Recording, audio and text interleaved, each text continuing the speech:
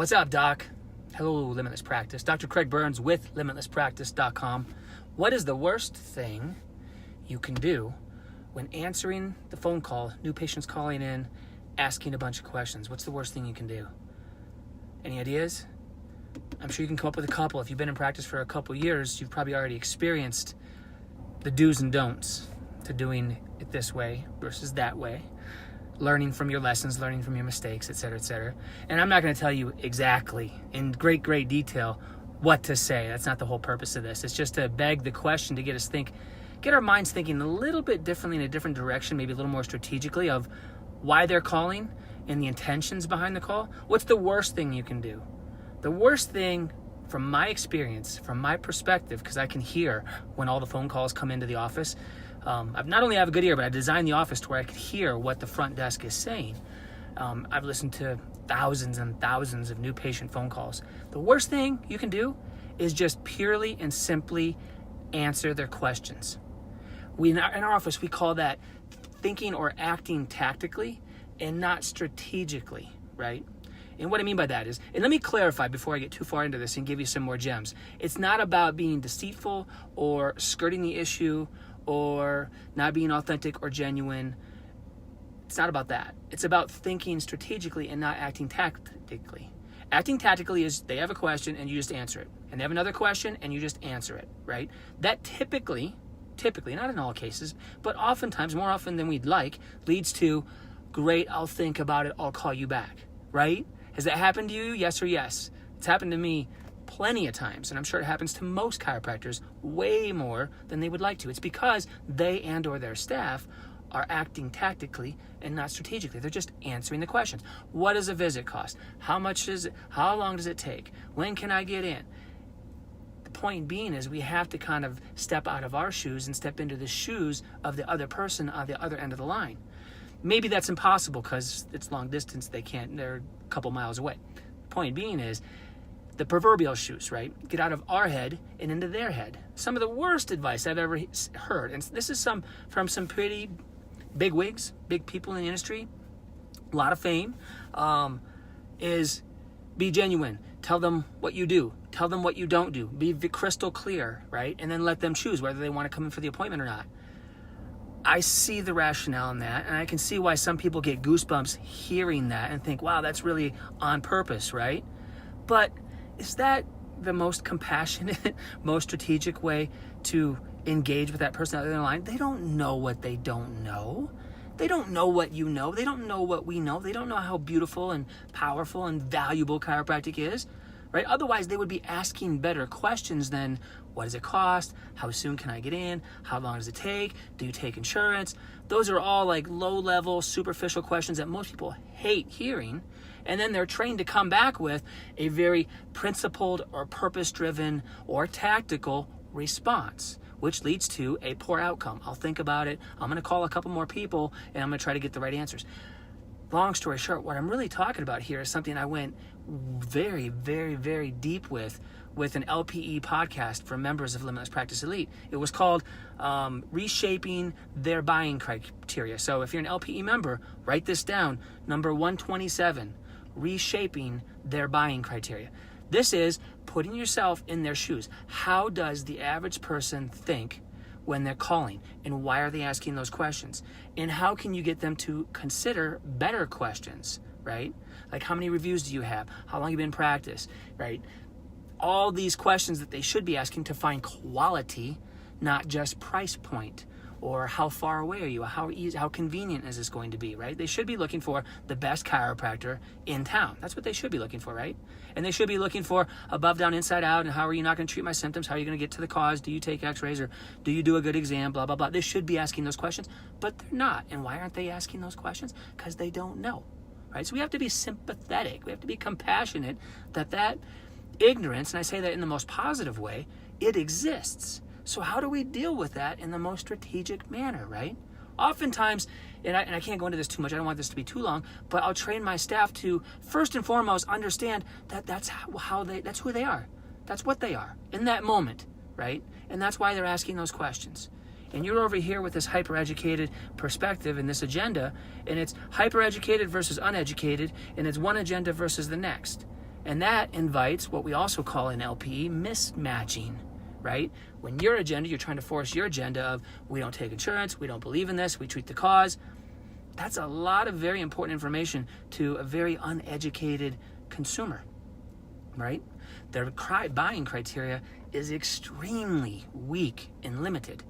So how can we make it easier for them strategically to at least come in and meet us? And this appeals to you or applies to you if you know full well that you are the best chiropractor on the block. Like you're given high level service, right? Great chiropractic care. If you truly believe that, then you should do whatever needs to be done without lying, without being unethical, etc., to help that person find their way into your office. Because if they're truly going to get the best care in your office, you need to think at that level strategically. You need to practice, you need to script it out, you need to run your team through the motions and make sure that they're actually doing it right. So the vast majority of people that call in, actually end up coming in and getting the best care possible, right? And then you can start educating them, engaging them. So a lot of times we'll train the staff to, first and foremost, again, understand the buying criteria, why they're asking those questions, and then answer them, but in a process where we help them formulate better questions, right? Understanding what's going on, how long has it been going on, what are you looking to achieve? Are you looking for really, really good chiropractic care, or are you looking for just cheap, fast, simple McDonald's type of chiropractic care? People should be thinking about that stuff, right? But they're not. But when we help them start thinking about it, then they're like, you know what? I would rather go to the more reviewed person on Google who has the most reviews or is most recommended or has been along for a long time. And even if you haven't been around for a long time, you can still find other options or seeds to plant that cause them to start thinking on a different level and reshaping their buying criteria to want to choose you and not put you on hold or hang up the phone and dial 5 other people and then just price shop, right? Because eventually what they're going to find is the cheapest, worst, right? And then they're going to have a bad experience, and then they're just going to be another person that gets lost, right? Does that make sense? So number 127, reshaping buying criteria. 30 minutes of helping the average chiropractor understand this is a big thing that we should appreciate, respect, understand, right?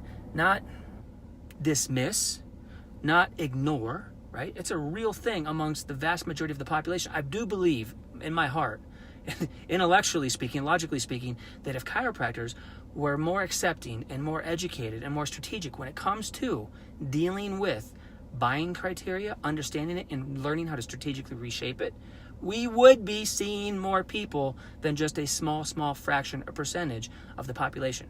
There's a huge gap, a huge chasm between what we know and what we want to achieve and what people know and what they want to buy, right? And when we can bridge the gap, right? Not by speaking louder or just being more passionate. Yes, in some cases that does work.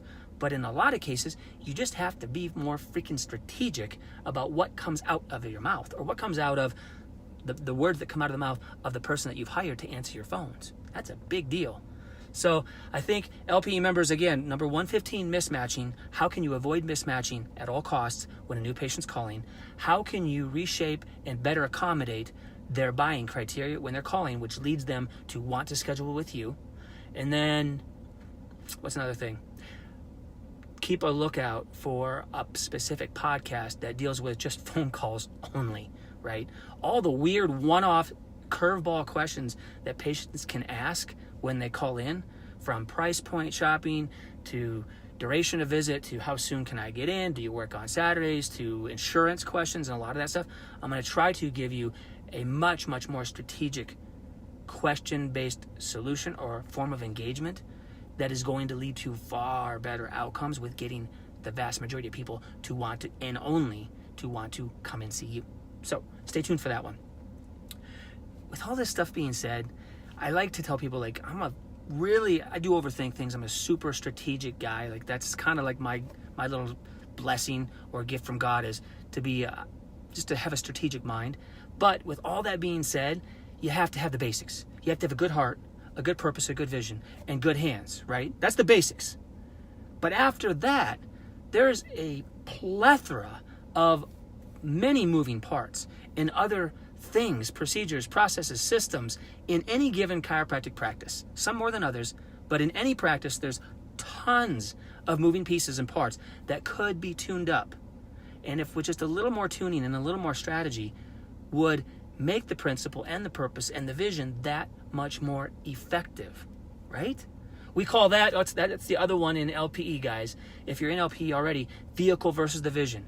You can have the best vision. On point, perfect, right? Burning passion, great hands, great skills. But if your vehicle, the practice, the business model, and all the other mechanical moving parts of the business or the practice are busted, you aren't going to get to where you want to get. And you're not going to help as many people as you want to help. And you're not going to be able to make as much as you want to make. And you're not going to acquire. And you're not going to be able to give back more. Blah, blah, blah, blah. So the vehicle and the vision are equally important. We have this paradox or this issue amongst many, many chiropractors to think that it's all about the business and making money and overthinking it and processes and procedures and strategy and scripts, or it's radically none of that and it's all of just the purpose, just the principle, just the passion only. It's both. Both feed each other, both serve each other wonderfully, right? They call that cognitive dissonance. Google that. Cognitive dissonance is when you mentally can't handle two seemingly opposing ideas coexisting and benefiting each other. And it's so uncomfortable, it's so unnerving, it seems so overwhelming that you are innately forced to choose one and discard the other. Without cognitive dissonance, you respect both, you leverage both, and both help you win more in practice. You want to learn how to do that stuff at a highest level possible? LimitlessPractice.com. Adios.